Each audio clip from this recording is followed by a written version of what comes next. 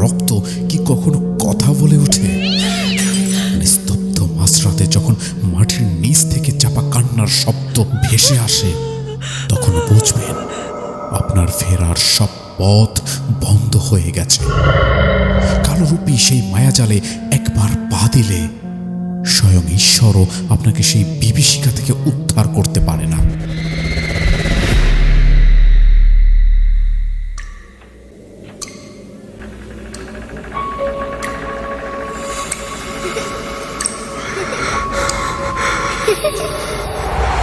লুকোচুরি খেলবে? লুকোচুরি? Rahasyabritta, The Fear Returns with বিপ্লব।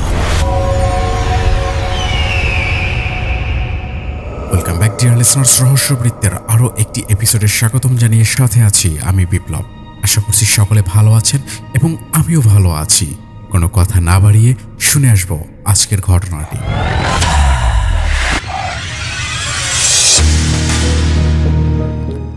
শহরের যান্ত্রিকতা থেকে দূরে নিঝুম গ্রামে রাহাত যখন পৌঁছালো, তখন সূর্যটা ঠিক পাটে বসার উপক্রম।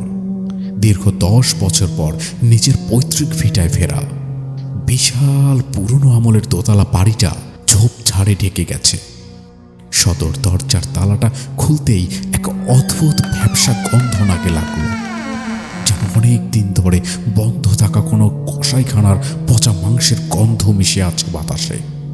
রাহাতের সাথে ছিল ওর ছোটবেলার বন্ধু কালাম। বাড়িটা পরিষ্কার করার জন্য সে গ্রামের এক বুড়ো লোককেও সাথে নিয়ে এসেছে। বাবাজি, রাত হওয়ার আগেই কাজ শেষ করে বেরিয়ে যাওয়াই ভালো। এই বাড়ির বাতাস খুব একটা সুবিধে ঠেকছে না। বুড়ো কাশেম আলীর গলার স্বর কাঁপছিল। রাহাত হাসল। আরে চাচা, পুরনো বাড়ি ধুলোবালি জমে আছে বলেই আপনার এমন মনে হচ্ছে। আর বাতাস তো থাকবেই, গাছপালায় ঘেরা চারপাশ। বাড়ির ভেতরটা অবিশ্বাস্য রকমের ঠান্ডা। জ্যৈষ্ঠ মাসের গরমেও রাহাতের গায়ে কাটা দিচ্ছিল। দোতলার বারান্দা দিয়ে যাওয়ার সময় রাহাতের নজর এলো এক কোণে একটা ছোট্ট ঘর, যেটায় কোনো জানালা নেই। দরজায় বড় একটা মরচে পড়া তালা ঝুলছে, আর তার উপর লাল রঙের কি যেন মাখানো। দেখে মনে হয় কোনো পশুর শুকনো রক্ত। রাহাতের কৌতূহল বাড়ল। সে তালাটা পরীক্ষা করতে যেতেই কাশেম আলী চিৎকার করে উঠল, খবরদার বাবাজি, খবরদার! ওদিকে ওদিকে পা বাড়াবে না। আপনার দাদা এই ঘরটা কখনো কাউকে খুলতে দেননি। উনি মারা যাওয়ার আগেও বলে গিয়েছেন এই ঘরের ভেতর যা আছে তা যেন ভেতরেই বন্দি থাকে। এটা মানুষের তৈরি কোনো সাধারণ ঘর নয়। কালাম পাশ থেকে বলে উঠল, চাচা, আপনি কি কালো জাদুর কথা বলছেন? এসব তো গাল গল্প। হয়তো ভেতরে পুরনো কোনো সিন্ধুক আছে যা দাদাজান কাউকে দেখাতে চাইতেন না। কাশেম আলী দীর্ঘ শ্বাস ফেলে বিড়বিড় করে বললেন, সিন্ধুক নয় রে বাবা, সিন্ধুক নয়। ওখানে পাপ জমা আছে, পাপ। মানুষের রক্ত দিয়ে কোনো প্রতিপিত্তির ইতিহাস আছে ওই বন্ধ দরজার ওপাশে। রাহাত কথাগুলো কানে নিল না। সে আধুনিক মনস্ক মানুষ। ভূত প্রেত বা তুকতাকে তার বিশ্বাস নেই। কিন্তু সন্ধ্যার পর থেকেই পরিস্থিতি বদলাতে শুরু করলো। তারা যখন নিচতলায় খাওয়ার আয়োজন করছে, হঠাৎ দোতলায় সেই বন্ধ ঘরের দিক থেকে ভারী কিছু টেনে নেওয়ার শব্দ এলো। অনেকটা যেন কোনো ভারী বস্তু মেঝের উপর দিয়ে কেউ টেনে নিয়ে যাচ্ছে। কালাম থমকে গিয়ে উপরের দিকে তাকালো। এই রাহাত, শুনলে কিছু? রাহাত চুপচাপ শোনার চেষ্টা করল। এবার শুধু ভারী টানার শব্দ নয়, একটা অমানসিক ঘুমানোর শব্দ এলো।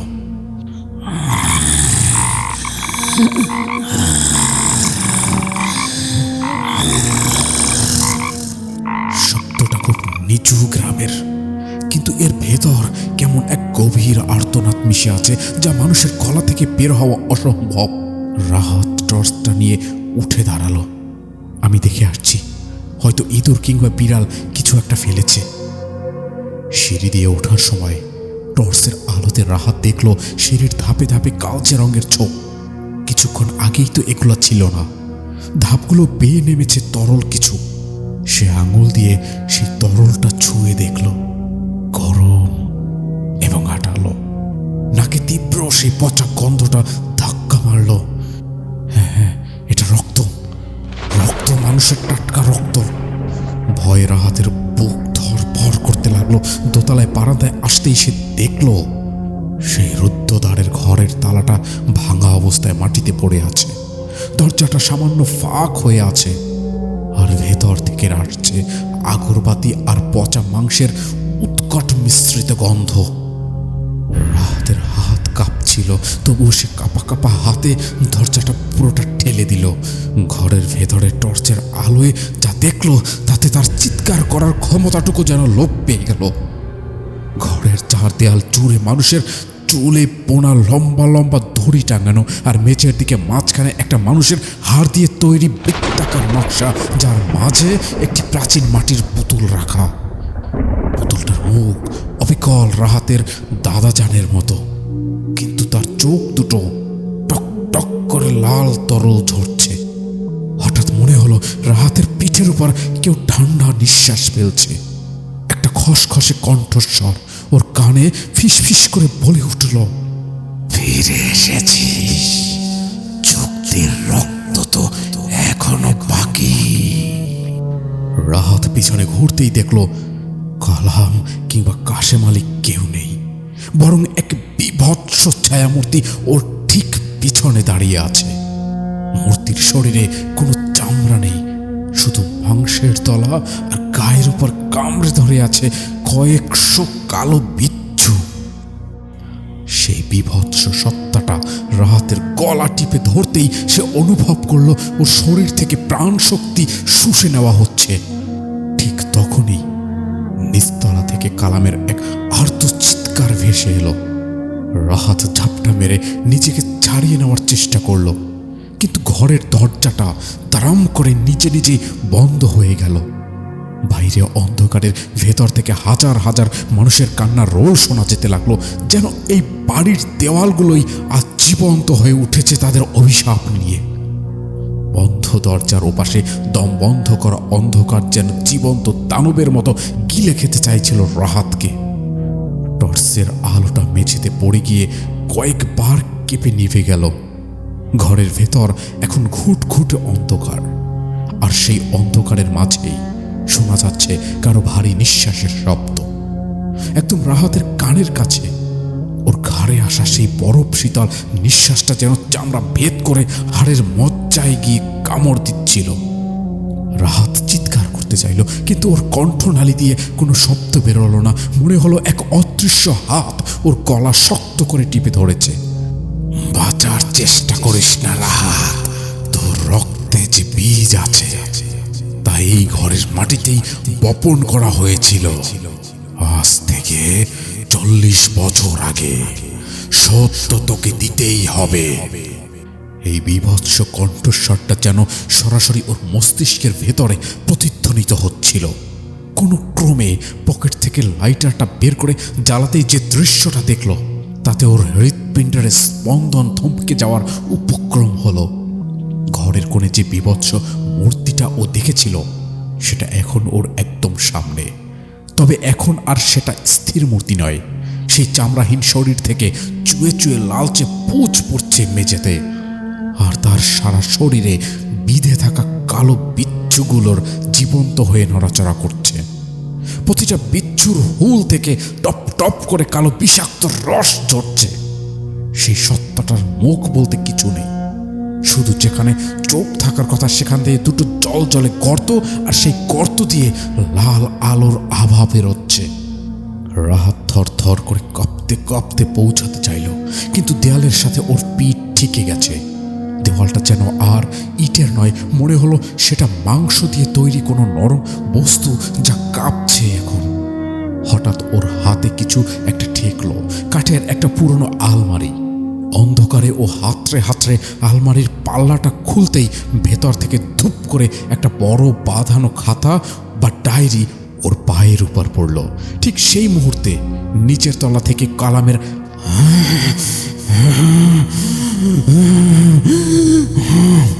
গোঙানির একটা শব্দ এলো। তারপর সব চুপ। কালাম, কালাম, চাচা, চাচা। রাহাত সর্বশক্তি দিয়ে চেঁচিয়ে উঠল। জবাবে কোনো কথা এলো না, শুধু একটা চাপা খিলখিল হাসির শব্দ নিচ থেকে ভেসে এলো। মনে হলো শত শত মানুষের একসাথে কোনো অশুভ উৎসবে মেতেছে। রাহাত ডায়েরিটা চাপটে ধরে দরজার দিকে ধাক্কা দিল। এবার দরজাটা আলগা হয়ে গেল। কোনো ক্রমে টাল সামলে ও বারান্দায় বেরিয়ে এলো। টর্চটা আবার চলে উঠল। সিঁড়ির দিকে তাকিয়ে দেখলো সেই কালচে রক্তের ধারাগুলো সিঁড়ি ছাড়িয়ে উপরের বারান্দা পর্যন্ত উঠে গেছে এবং সেগুলো স্থির নয়, সাপের মতো কিলবিল কিলবিল করে নড়ছে। রাত কোনো মতে নিচে নেমে আসতেই বসার ঘরে যে দৃশ্য দেখল তাতে ওর গা গুলিয়ে বমি আসতে চাইল। কালাম সোফার উপর উপুড় হয়ে পড়ে আছে, আর ওর পিঠের চামড়াটা কে বা কারা নিখুঁতভাবে ছিঁড়ে নিয়েছে। সেখানে লাল মাংসের উপর কালো কয়লা দিয়ে অদ্ভুত কিছু নকশা করা। কাশেম আলী নেই, কিন্তু তার লুঙ্গিটা এক কোণে রক্তাক্ত অবস্থায় পড়ে আছে। হঠাৎ একটা ভারী পায়ের শব্দ। রান্নাঘরের দিক থেকে কাশেম আলী বেরিয়ে এলেন, কিন্তু তার হাঁটার ভঙ্গিটা কেমন যেন অমানসিক। পা দুটো উল্টো দিকে ঘোরানো, তার হাত দুটো ঝুলে মাটিতে ঠেকছে। তার মুখটা ঝুলে গেছে এবং চোখ দুটো সাদা হয়ে আছে। বাবাজি, ঘরটা দেখে এলেন? দাদা যান আপনার জন্য উপহার রেখে গেছে। এই যে দেখুন। কাশেম আলীর হাতে থাকা একটা মানুষের কাটা আঙুল খসে পড়ল। রাহাত পাথর হয়ে দাঁড়িয়ে থাকলো। ওর মাথায় তখন ডায়েরির কথাটা কাজ করছে। ও দ্রুত ডায়েরির পাতা উল্টাতে লাগলো। পুরনো জরাজীর্ণ পাতায় ওর দাদা যান নিজে হাতে লিখে গেছেন এই বাড়ির অভিশপ্ত ইতিহাস। ডায়েরিতে লেখা ছিল, আমি যখন নিঃস্ব হয়ে এই গ্রামে ফিরি তখন শয়তানের এক উপাসকের সাথে আমার দেখা হয়। সে বলেছিল এই ভিটায় যদি আমি রক্তবীজের আচরণ পালন করতে পারি তবে আমার বংশে 7 পুরুষ ধরে অর্থের অভাব হবে না। কিন্তু শর্ত ছিল একটাই, প্রতিটি পূর্ণিমায় এই ঘরের বন্ধ দরজার আড়ালে নিজের বংশের রক্ত অথবা প্রিয়জনের জীবন বিসর্জন দিতে হবে। আমি লোভে পড়ে চুক্তিতে সই করেছিলাম নিজের রক্ত দিয়ে, কিন্তু আমি জানতাম না এই চুক্তি কখনো শেষ হয় না। যদি কোনো বংশধর ফিরে আসে তবে সেই ঘর আবার তার খাজনা চাইবে। পড়ার সময় রাহাতের গায়ের লোম খাড়া হয়ে উঠল। তার মানে এই বাড়িটা কোনো ভূত প্রেতের আস্তানা নয়, এটা একটি জীবন্ত তুকতাক বা কালো জাদুর ফাঁদ। কাশেম আলী কিংবা ওই বিভৎস সত্তা সবেই সেই জাদুর অংশ। কাশেম আলী বা যা ওর রূপ ধরে দাঁড়িয়ে আছে সেটা ধীর পায়ে রাহাতের দিকে এগিয়ে আসছে। তার মুখ দিয়ে অদ্ভুত এক লালা ঝরছে। রাহাত, তোর দাদার ঋণ শোধ করার সময় হয়েছে। এই বাড়িতে কোনো মানুষ ঢোকে না বাবা, শুধু শয়তানের খাবার ঢোকে। তুই এখানে নিজেই এসেছিস। রাহাত চিৎকার করে ডায়েরিটা ওর দিকে ছুঁড়ে মারল এবং পেছনের জানালা দিয়ে লাফ দেওয়ার চেষ্টা করলো। কিন্তু জানালার শিকগুলো হঠাৎ করে সাপের মতো বেঁকে গিয়ে ওর হাত দুটোকে পেঁচিয়ে ধরল। শিকগুলো লোহার নয়, বরং শক্ত হাড়ের মতো অনুভব হচ্ছিল। ওর কবজিতে প্রচণ্ড চাপ অনুভূত হতেই ও যন্ত্রণায় কাঁকিয়ে উঠল। ছেড়ে দিন আমাকে, আমাকে ছেড়ে দিন। আমি কিচ্ছু জানি না, আমি কিচ্ছু জানি না, আমি এসব বিশ্বাস করি না। রাহাত পাগলের মতো হাত পা ছুটছিল। ঠিক তখনই ঘরের মেঝ থেকে মাটি ফুঁড়ে বেরিয়ে আসতে শুরু করলো অজস্র কালো হাত। সে হাতগুলো রাহাতের পা আঁকড়ে ধরল। পচা মাটির গন্ধ আর শ্যাওলা ধরা সেই হাতগুলোর নখ রাহাতের মাংসের ভেতরে ঢুকে যাচ্ছিল। ও দেখল কালামের নিথর দেহটা ধীরে ধীরে নড়তে শুরু করছে। কালামের চামড়াবিহীন পিঠের উপর সেই নকশাগুলো উজ্জ্বল লাল হয়ে জ্বলছে। কালামের শরীরটা কোনো পাপেট বা পুতুলের মতো অদ্ভুত ভঙ্গিতে উঠে বসল। ওর মুখ দিয়ে কোনো আওয়াজ বেরোচ্ছিল না, শুধু ওর ঠোঁট দুটো নড়ল। মনে হলো ও বলতে চাইছে, পালা রাহাত পালা, ওরা তোর আত্মাটা নেবে। বাড়ির ভেতরের তাপমাত্রা হঠাৎ করে হিমাঙ্কের নিচে নেমে গেল। চারপাশে দেয়ালগুলো থেকে রক্ত ঘামতে শুরু করলো। রাহাত অনুভব করলো ওর শরীরে শক্তি কমে আসছে। দাদাজানের সেই ডায়েরিটা মেঝেতে পড়েছিল, আর তার পাতাগুলো বাতাসে একা একাই উল্টাচ্ছিল। একটা পাতা এসে থামলো ডায়েরির পাতাগুলো। সেখানে বড় বড় করে লেখা ছিল, রক্তবীজের বিনাশ কেবল রক্তদাতার শেষ রক্তবিন্দুতেই সম্ভব। রাহাত বুঝতে পারল না এর মানে কি। তখনই উপরতলার সেই ঘরের দরজাটা প্রচণ্ড শব্দে আবার খুলে গেল। ভেতর থেকে একটা ছায়া অবয়ব নেমে আসছে সিঁড়ি দিয়ে। প্রতিটা ধাপে তার পা পড়ার সাথে সাথে সিঁড়ির কাঠগুলো আর্তনাদ করে উঠছে। সেটা রাহাতের দাদাজানের প্রেতাত্মা নাকি সেই আদিম শয়তান তা বোঝার উপায় নেই। তার হাতে একটা বিশাল বড় বাঁকানো ছুরি, যা থেকে টপ টপ করে তাজা রক্ত ঝরছে। দাদা, দাদা আপনি? রাহাতের কণ্ঠস্বর ফিসফিসানি হয়ে এলো। সেই অবয়বটির কাছে আসতেই তার চেহারা স্পষ্ট হলো। ওর দাদা নয়, এটা রাহাতের নিজেরই অবয়ব, কিন্তু তার শরীরে কোনো মাংস নেই, শুধু হাড়ের খাঁচা আর ধুকফুক করতে থাকা একটা হৃৎপিণ্ড বাইরে থেকে দেখা যাচ্ছে। সেই সত্তাটি রাহাতের সামনে এসে দাঁড়ালো এবং ছুরিটা ওর বুকের কাছে ধরল। রাহাত দেখল কাশেম আলী এক পাশে কুঁকড়ে পড়ে আছে, আর তার শরীরটা শুকিয়ে কাঠের মতো হয়ে গেছে। এই বাড়ির প্রতিটি কোণ থেকে এখন হাজার হাজার অস্পষ্ট মুখ বেরিয়ে আসছে। তারা সবাই এই কালো জাদুর বলি। তাদের চোখগুলো রাহাতের দিকে তাকিয়ে আছে এবং এক বুহ হাহাকার আর ক্ষুধা নিয়ে দাঁড়িয়ে আছে। তোর রক্তেই আমাদের মুক্তি দেবে রাহাত, তুই ছাড়া এই চক্র শেষ হবে না। সেই ছায়া রাহাতের অবয়বে কথা বলে উঠল। ছুরিটা রাহাতের বুকের চামড়া স্পর্শ করতেই এক অদ্ভুত জ্বালা অনুভব করল। ওর মনে হলো ওর শির দ্বারা দিয়ে ঠান্ডা একটা স্রোত নেমে যাচ্ছে। ও বুঝতে পারল আজ রাতটা ওর জন্য শেষ রাত নয়, বরং এক অনন্ত নরকের শুরু। হঠাৎ করে ডায়েরির সেই পাতাটা থেকে নীল রঙের একটা আগুন জ্বলে উঠল। পুরো ঘরটা এক মুহূর্তের জন্য সেই নীল আলোয় উদ্ভাসিত হলো। রাহাত দেখল সেই ছায়ামূর্তিটা ব্যথায় কুঁকড়ে যাচ্ছে। সুযোগ বুঝে ও শিকল থেকে নিজের হাত দুটো ছাড়িয়ে নেওয়ার জন্য চেষ্টা করল। চামড়া ছিঁড়ে রক্ত বেরোলো, কিন্তু ও পরোয়া করল না। দরজাটা খোলার কোনো পথ নেই। সদর দরজাটা এখন দেয়াল হয়ে গেছে। ঘরের জানালাগুলো উধাও হয়ে গেছে। রাহাত এখন এক আবদ্ধ মাংসের ঘরে বন্দি। যেদিকেই হাত দিচ্ছে সেদিকেই মানুষের স্পর্শ পাচ্ছেও। উপর থেকে সেই রক্তমাখা পুতুলটা ওর সামনে ঝুলতে শুরু করলো। পুতুলটার মুখটা হঠাৎ করে বড় হয়ে একটা গর্তের মতো হয়ে গেল এবং সেই গর্ত থেকে বেরিয়ে এলো হাজার হাজার কালো বিচ্ছু। রাহাত দেয়ালে পিঠ ঠেকিয়ে ধুঁকতে লাগলো। ওর চারপাশ এখন বিচ্ছুতে ভরে গেছে। ওর শরীরের ওপর উঠতে শুরু করছে। কামড় নয়, বিচ্ছুগুলো ওর গায়ের ভেতর দিয়ে চামড়া ফুটো করে ভেতরে ঢুকে যাচ্ছে। যন্ত্রণায় রাহাত জ্ঞান হারানোর উপক্রম হলো, কিন্তু ও মরতে পারল না। কালো জাদুর অভিশাপ ওকে মরতে দেবে না যতক্ষণ না ও নিজের সত্তাকে সম্পূর্ণ সমর্পণ করছে। অন্ধকারের মাঝেই ও শুনতে পেল এক ভয়ঙ্কর মন্ত্রপাঠ। সেই মন্ত্রের প্রতিটি শব্দ ওর কানে হাতুড়ির মতো বিঁধছে। ও জানত না এই বিভীষিকার শেষ কোথায়, তবে এটা বুঝতে পারল ও যে শিকলবন্দি হয়েছে তা লোহার নয়, তা হলো পূর্বপুরুষের করা এক ভয়ঙ্কর পাপের উত্তরাধিকার।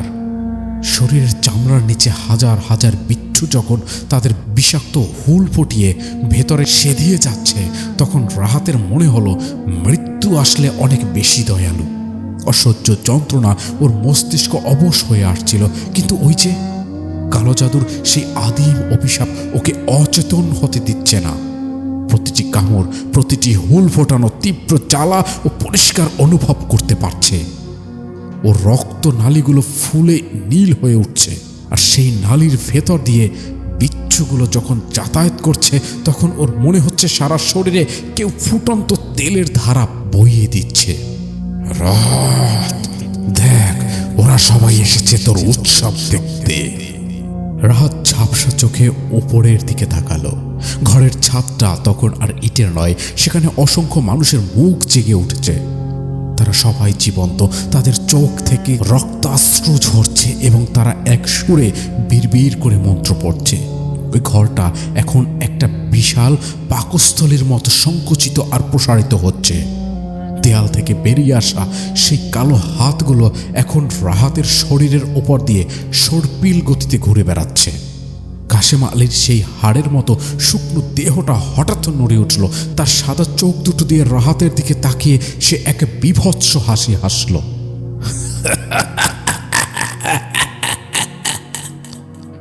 বাবাজি,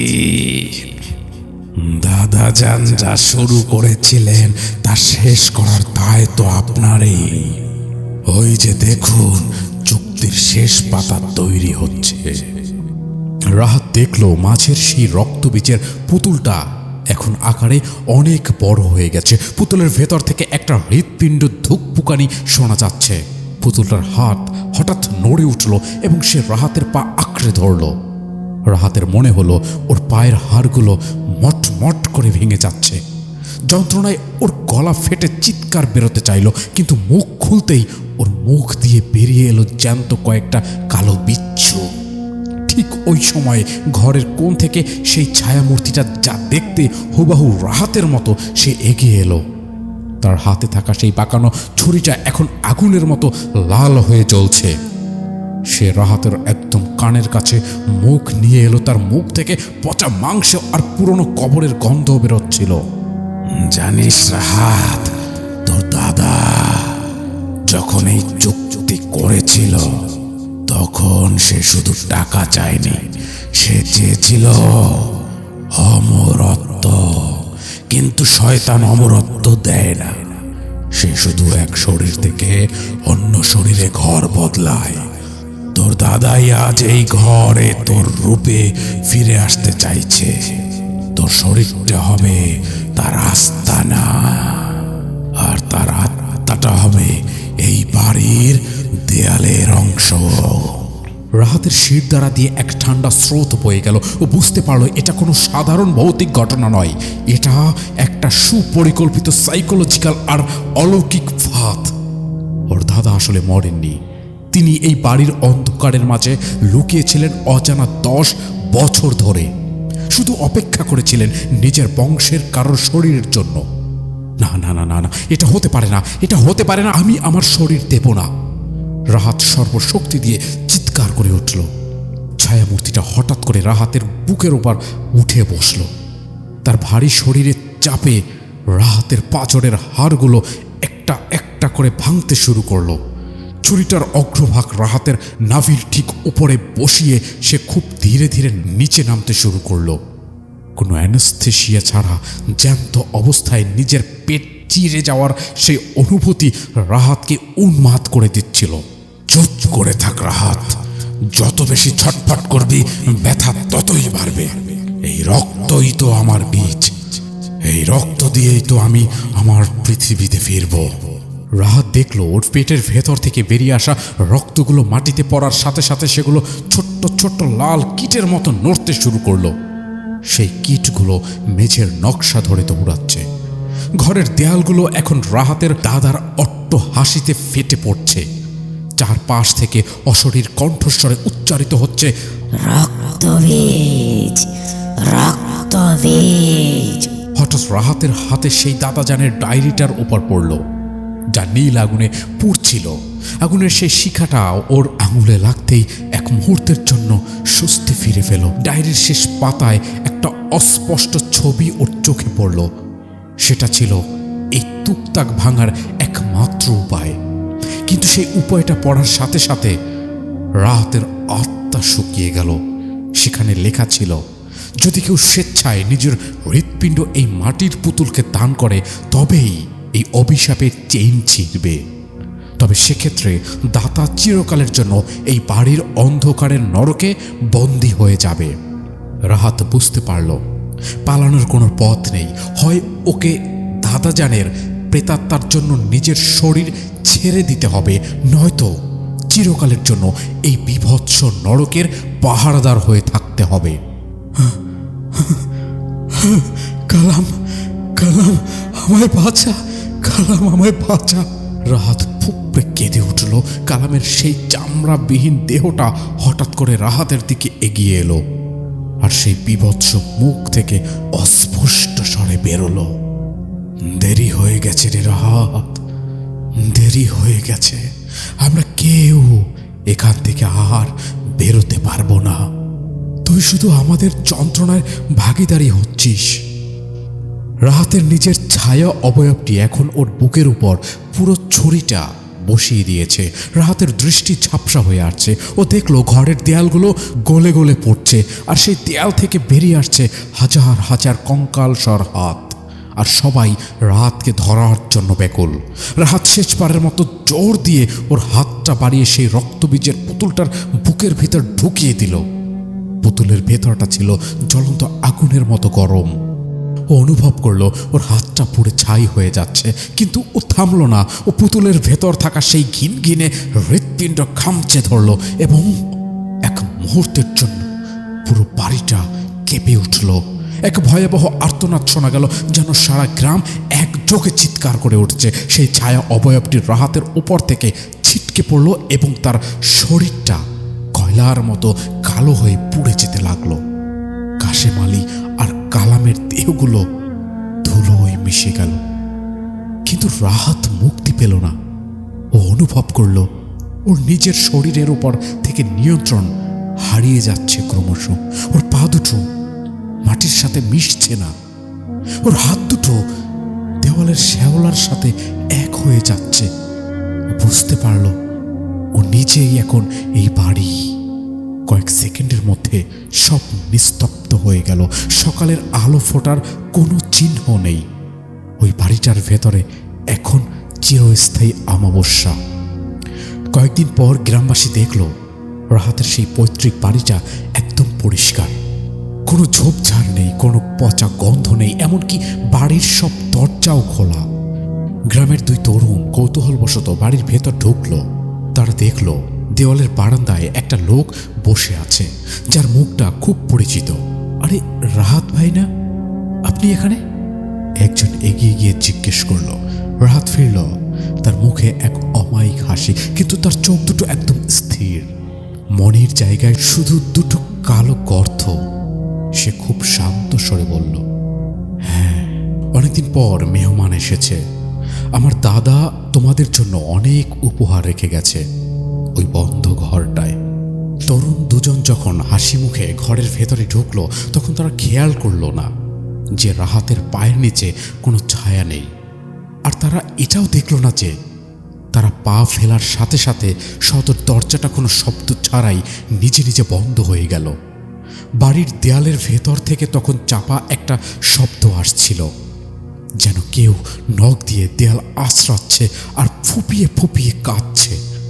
কিন্তু সেই কান্না শোনার মতো কেউ ছিল না। শুধু রাহাতের সেই বীভৎস হাসিটা সারা বাড়িতে প্রতিধ্বনিত হতে লাগলো। কালো জাদুর এই চক্র কখনো শেষ হয় না। এটা শুধু নতুন একটা নাম আর নতুন একটা শরীরের অপেক্ষায় থাকে। আজ রাহাত আছে, কাল হয়তো অন্য কেউ। ওই বাড়ির মাটির নিচে যে রক্ত বীজ পোতা আছে তা তৃপ্ত, কারণ সে নতুন একজোড়া তাজা রক্ত আর আত্মা পেয়েছে। বাইরে তখন ঝিরঝিরে বৃষ্টি শুরু হয়েছে, কিন্তু সেই বাড়ির ভেতরে এখনো সেই আগরবাতি আর পচা মাংসের গন্ধটা লেপ্টে আছে। অন্ধকার ঘরের সেই হাড়ের নকশার উপর নতুন করে দুটো নাম ফুটে উঠল, সেই দুই তরুণ যারা মাত্রই ঘরের ভেতর ঢুকেছে। অভিশাপটা এভাবেই বেঁচে থাকে, মানুষের লোভ আর অশুভ কৌতূহলের উপর ভয় করে। আর রাহাত, সে এখন শুধু ওই বাড়ির নীরব সাক্ষী, যে নিজেও জানে না সে জ্যান্ত নাকি মৃত। ওর শরীরের ভেতর দিয়ে এখন হাজার হাজার বিচ্ছু নীরবে হেঁটে বেড়াচ্ছে, আর ও শুধু শান্ত হয়ে বসে সেই যন্ত্রণাকে উপভোগ করছে। কারণ নরকে একবার অভ্যস্ত হয়ে গেলে যন্ত্রণাই তখন পরম শান্তিতে পরিণত হয়। ডিয়ার লিসেনার্স, আজকের ঘটনাটি শুনে যদি আপনার ভেতরেও কোনো অজানা শিহরণ খেলে গিয়ে থাকে, তাহলে বুঝবেন রহস্যবৃত্ত তার কাজ ঠিকভাবেই করছে। আপনাদের সহযোগিতায় আমরা খুব শিগগিরই রহস্যবৃত্তের আরও বড় পরিবার হতে চাই। পাশে থাকুন, মোস্ট ইম্পর্টেন্টলি রহস্যবৃত্তের সাথে থাকুন। আমি বিপ্লব আবার ফিরে আসব নতুন কোনো ভৌতিক অজানা ঘটনা নিয়ে। বিদায় নিচ্ছি।